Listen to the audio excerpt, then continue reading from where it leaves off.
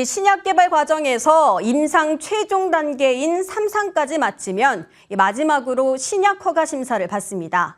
이 단계까지 무사히 통과하려면 우수한 약효 하나만으로는 부족한데요. 이 허가받기에 유리한 임상 전략도 중요하다는 지적입니다. 임상 전략이 신약 개발 성공에서 얼마나 중요한지 석전 기자가 알아봤습니다. 심장수술 부작용 약으로 글로벌 임상 3상을 마치고 미국 식품의약국 FDA에 판매 허가를 신청한 메지온. 하지만 1차 평가지표 유의성을 충족하지 못해 결국 마지막 관문에서 고배를 마셨습니다. 업계에선 임상 설계 기본인 1, 2차 평가 지표 설정 자체에 오류가 있었고 임상 대상자 모집 전략도 미흡했다는 평가가 나옵니다. 수천억 원을 들여 임상 3상을 마쳤지만 결국 임상 성패를 좌우하는 임상 디자인에 발목을 잡힌 겁니다. 실제 미 FDA나 이런 데 글로벌 임상을 할 때는 이게 컴파운드 자체가 경쟁력 있는 것만이 다는 아니에요. 그러니까 미 FDA랑 토의도 하고 회의도 하고 여러 가지 가이드를 하면서 자기 제품에 맞는 여러 가지 체크 포인트들을 갖다가 서로 협력하면서 가져가야 되는데 그런 경험이 없는 거죠. 반대로 첫 단추부터 잘 끼운 임상 설계는 신약 개발 성공 확률을 높입니다. 가장 성공적인 면역 항암제, 미국 제약사 머크의 키트루다 사례를 보겠습니다.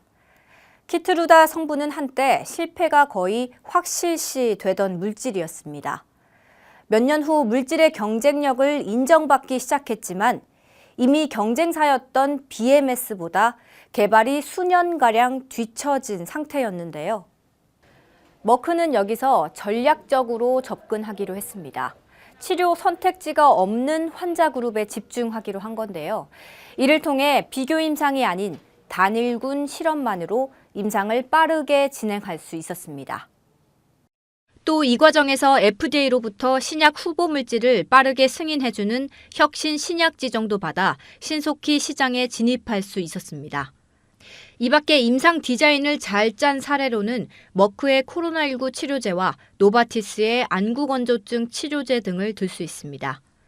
언제 어떤 임상 디자인을 하느냐에 따라 신약 가치가 달라질 수 있다는 걸 보여주는 사례입니다.